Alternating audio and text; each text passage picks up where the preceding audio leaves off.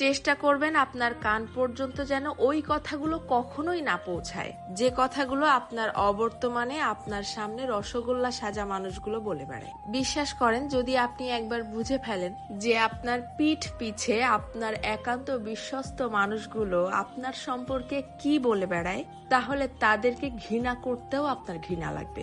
যদি আপনি বুঝে ফেলেন আপনার কান পর্যন্ত কোনো কায়দায় যদি কথাগুলো চলেও আসে, তখন আপনি এমনিতেই নিঃশব্দে মেনে নিতে বাধ্য হবেন যে আপনার আশেপাশে আসলে আপনার বিশ্বাসযোগ্য কেউ নেই। যখন কেউ আপনার প্রশংসা করবে, সেটা তারা কোনো রকম রিয়াকশন ছাড়াই চুপচাপ শুনবে। অথচ কেউ যখন আপনার সম্পর্কে খারাপ কিছু বলবে, সেটা দেখবেন যত দ্রুত সম্ভব এরাই মানুষের মধ্যে ছড়িয়ে দিবে।